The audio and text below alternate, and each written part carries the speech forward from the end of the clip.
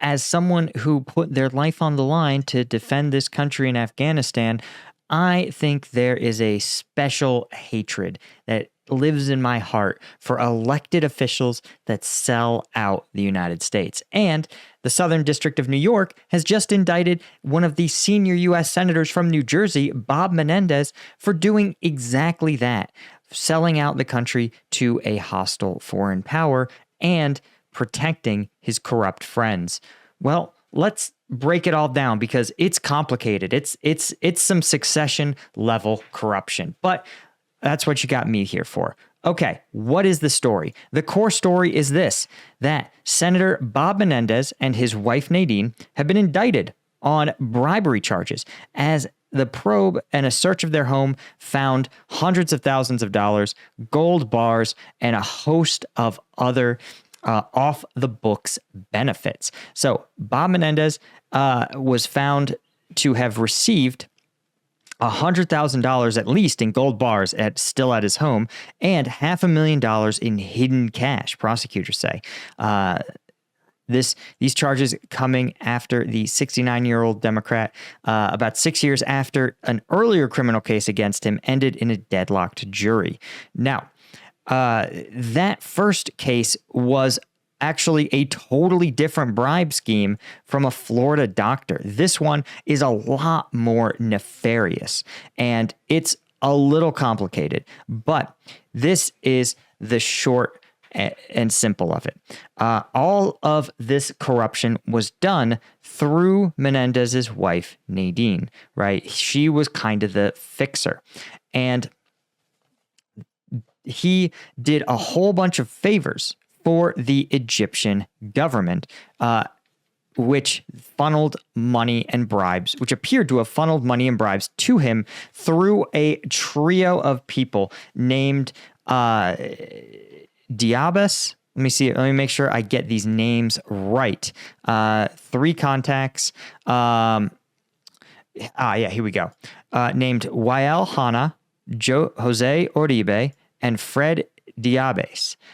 This sort of triumvirate operated as representatives of basically appeared to have behaved as proxies for the Egyptian government and a few other entities and themselves in dealing with Nadine and Menendez. Now, what exactly were these guys' interests? Well, this is where the scheme gets pretty complicated. So, these individuals, including Wael Hana and Menendez, they operated a company among many other business interests. They operated a company called ISEG Halal, and ISEG Halal actually was a entity that became, in 2019, they got approved to be the only certifier of halal food that Egypt could import. The Egyptian government, right, gives out a license that says, yes, this company is certified to approve food brought into Egypt as halal, which as a Muslim country is functionally, they get control over the ability to import food, period, or at least a large portion of Egypt's food. And it's kind of bizarre because Wael, the company's head, is a Christian. So how a Christian-owned company suddenly, with no previous experience, became certified as a monopoly over halal approval of food into Egypt raised a lot of red flags within the U.S. Department of Agriculture. The U.S. Department of Agriculture was like, hey, this monopoly is dangerous to Egypt because if something were to happen to this company, then there's no way food can get to Egypt. And remember, there's also manufacturing interests in the U.S. that want to import to Egypt. They want to export their goods, and they can't with this one entity controlling, being a gatekeeper of export to Egypt. So the U.S. Department of Agriculture saw some red flags, but Menendez stepped in and had a steak dinner in D.C. with Menendez, his wife, and Uribe, And afterward, Menendez contacted the Department of Agriculture and told them to stop opposing Hana's venture. So once they did so, and when Official 1, that's the U.S. Department of Agriculture, attempted to explain why the monopoly was detrimental to U.S. interests, Menendez reiterated his demand in sub and substance that the USDA stop interfering with ISEG Halal's monopoly. Right? The official did not necessarily agree with Menendez's demand, but the company nevertheless kept its monopoly. But things are even more complicated because, remember, this is a 3-person thing. Fred Diaz is a whole different story, sort of. Fred Diaz owns a ton of property in Edgewater, New Jersey, in Menendez's state. But more importantly, the ISEG Halal Company is headquartered in the same building as Diaz's other real estate holding companies. So they're all operating out of one space. And what's stranger is that Diaz has been convicted of bank fraud. He has a long list of other criminal, white-collar criminal allegations. He's also, of course, a huge donor to Menendez's campaign and has been for the better part of 25 years. Where things get interesting is that recently, Diaz had 2 huge contracts fall in his favor. One is to provide port security services, or rather to provide port services to the Dominican Republic. And the U.S. agencies actually enforced certain port security standards, which meant that Diaz's company was basically the only company positioned to meet them, meaning that he was going to win the contract because the U.S. demanded that his company, or a company capable of doing exactly what his can do, was the only one certified to get it. So he wins this contract, but also, roughly concurrently, many of his distressed properties received this big influx of cash, a huge investment from the Qatari government, $45 million from the Qataris. And it's pretty strange to see that level of money go into, Edgewater, New Jersey.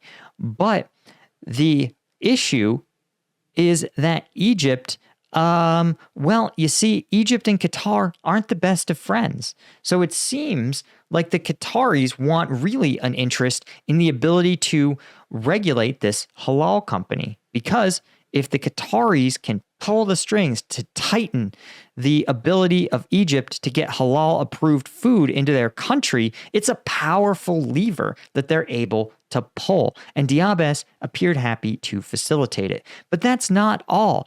Military aid going to Egypt was also something that Menendez pushed hard for. And he would tell his wife even classified military information, including literally via text message, texting his wife exactly how many rounds of tank ammunition the Egyptian military was going to be getting from the United States, right?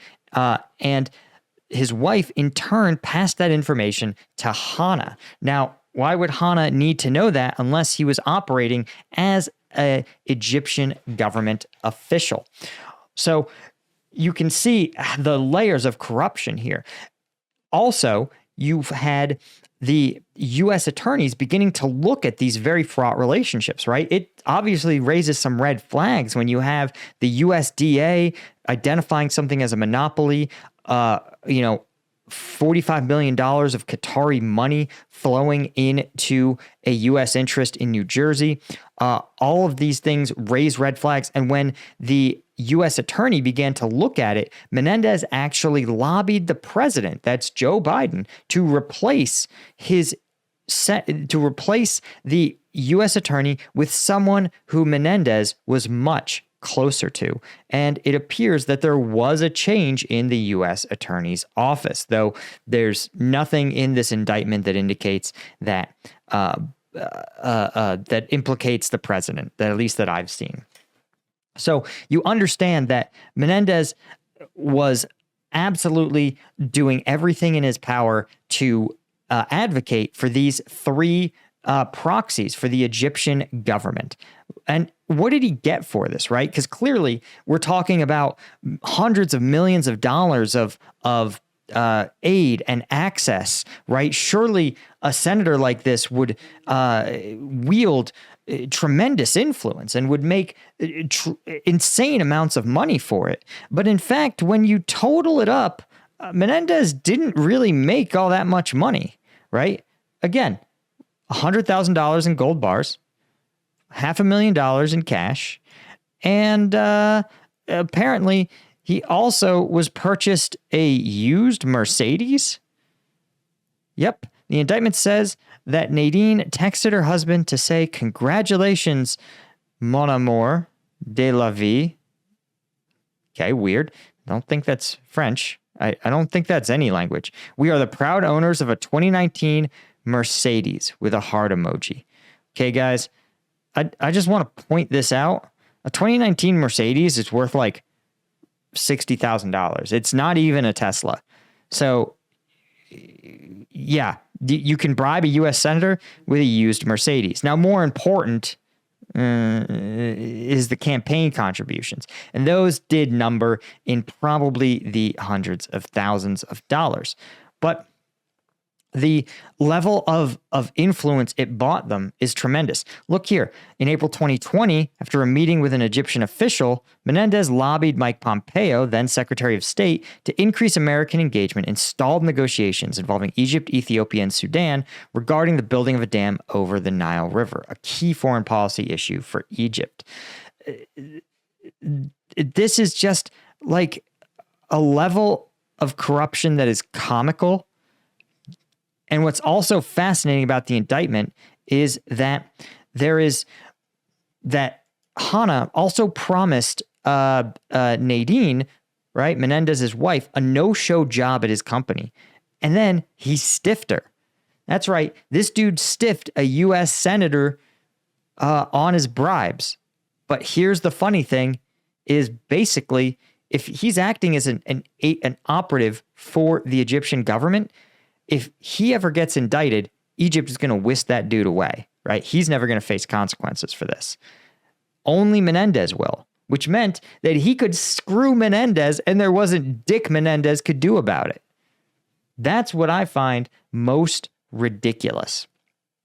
So just the level of corruption from a long-serving U.S. senator is completely preposterous. And of course, when confronted, Menendez reminds us all that this is untrue. Let's see if we can find the actual statements that Menendez made in response to this. Oh, yeah, here we go. For years, he says, forces behind the scenes have repeatedly attempted to silence my voice and dig my political grave. Since this investigation was leaked nearly a year ago, there's been an active smear campaign of anonymous sources and innuendos to create an air of impropriety where none exist. The excesses of these prosecutors is apparent. They've misrepresented the normal work of a congressional office. Not content with making false claims against me, they attacked my wife for long-standing friendships she had before she and I even met. Of course, prior to, they've set up a legal defense fund, which is what you do when you're innocent. And his wife sold the gold bars worth $400,000, according to the disclosure form.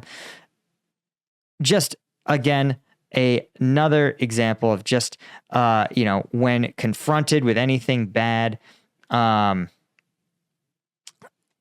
blame anyone else. Say it's a witch hunt. In fact, after Menendez was acquitted in his previous corruption and bribery trial, he issued a warning. He said, "To those who are digging my political graves, they could jump into my seat. I know who you are, and I won't forget you."